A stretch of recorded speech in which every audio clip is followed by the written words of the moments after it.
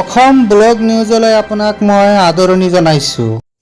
শিক্ষামন্ত্ৰী ৰমেশ পেগুৱে এক টুইটযোগে জনাইছে যে 514গৰাকী প্ৰাৰ্থীক কাইলৈ মাননীয় মুখ্যমন্ত্ৰী ডক্টৰ হিমন্ত বিশ্ব শৰ্মা ডাঙৰীয়াই আনুষ্ঠানিকভাৱে নিযুক্তি পত্ৰ প্ৰদান কৰিব বুলি তেওঁ জনাইছে।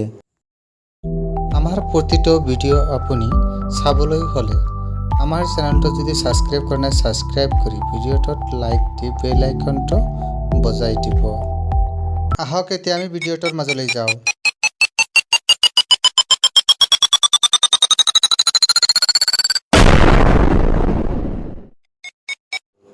মাননীয় অসম চৰকাৰৰ শিক্ষামন্ত্ৰী ডক্টৰ ৰমেশ পেগু ডাঙৰীয়াই এক টুইটাৰ যোগে এটা পোষ্ট কৰিছে।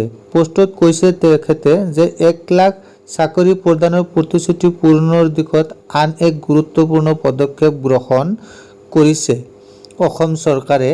লগতে তেখেতে এই কথাও জনাইছে যে মাননীয় মুখ্যমন্ত্ৰীৰ উপস্থিতিত এই নিযুক্তি পত্ৰসমূহ বিতৰণ কৰা হ'ব। গতিকে অহাকালি যিসকল ব্যক্তিয়ে নিযুক্তি পত্ৰ লাভ কৰিব তেওঁলোকৰ ভিতৰত বিভিন্ন বিদ্যালয়ৰ 140গৰাকী শিক্ষক, উচ্চ শিক্ষাৰ ক্ষেত্ৰত 12গৰাকী আৰু জনজাতি পৰিক্ৰমাৰ 6গৰাকী প্ৰাৰ্থীক নিযুক্তি পত্ৰ বিতৰণ কৰা হ'ব।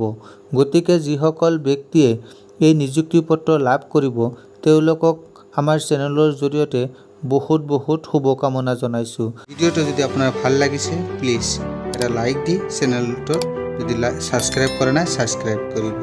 ভিডিঅ'টো সম্পূৰ্ণকৈ চোৱাৰ বাবে ধন্যবাদ জনাইছোঁ। জয় আই অসম।